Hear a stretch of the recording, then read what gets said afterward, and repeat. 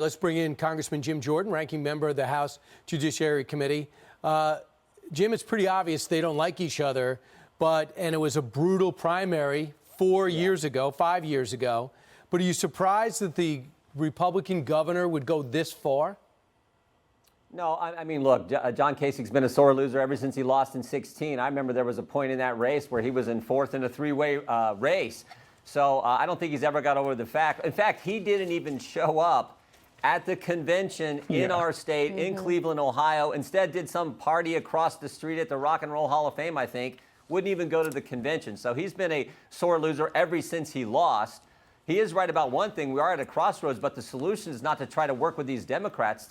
The same Democrats who this week said we need more unrest in the streets, the same Democrats who've allowed what happened in Portland, Seattle, Chicago, our major cities, the same Democrats who say it's okay to protest, riot, and loot, but oh, by the way, you can't go to church, you can't go to work, you can't go to school, you can't have college football. So I don't think that's the direction we want to go, and I think the American people understand it. Well, I tell you what, Mr. Jordan, one of the things that he was trying to do, John Kasich was last night, was to appeal to Republicans and independents. Hey, vote for Joe Biden because, and we've got a couple of sound bites here, Kasich says essentially he's not going to go super to the left. But we followed it with Bernie Sanders saying, hey, you know my radical ideas? They're part of the platform. Watch this. I'm sure there are Republicans and independents who couldn't imagine crossing over to support a Democrat. They fear Joe may turn sharp left and leave them behind. I don't believe that because I know the measure of the man. It's reasonable, faithful, respectful. And no one pushes Joe around. Our campaign ended several months ago, but our movement continues and is getting stronger every day. Many of the ideas we fought for that just a few years ago were considered radical are now mainstream. Okay, so Mr. Jordan, the party is doing their best to try to say, look, Joe Biden, Kamala Harris, they are so moderate. But when they talk about how they have adopted a lot of Bernie Sanders' platform, that ain't moderate. Yeah. No, it's not a question, Steve, of whether he may turn hard left. He already has. He's embraced the Green New Deal. He's embraced Medicare for all. He's embraced taking away everyone's firearms at the same time when they're defunding the police, for goodness sake. So it's not about a question whether he might turn left. He already has, as evidenced by the fact that the positions he's taken, the people he surrounds him with, and the people who spoke last night. So what a contrast between where they want to go and what the president has done. In fact, one of the people last night, one of the Republicans, so-called Republicans, Meg Whitman said, she actually said, Donald Trump doesn't know how to build an economy. Are you kidding me? Prior to the coronavirus, we had the best economy in history. Taxes cut, regulations reduced, wages up, lowest unemployment in 50 years, market up, and we're on the rebound to get right back to that point. So I didn't get all the things they were saying last night. In fact, they just didn't make sense to me. So Nancy Pelosi is calling lawmakers back to Washington. I know that y'all are supposed to be on break until the middle of next month, but she wants to vote on this Postal Service bill. Yeah. And what's your reaction to that? First, let me play a soundbite of Nancy Pelosi. This is what she says about Republicans. Listen to this. Don't pay any attention to them. Their purpose is to frighten people from voting. The more chaos they can create, the more fear they can instill about, well, your vote's not going to count anyway, it won't matter, and it's probably corrupt and get caught up in something. That's their purpose. We will have vote by mail. It will be successful.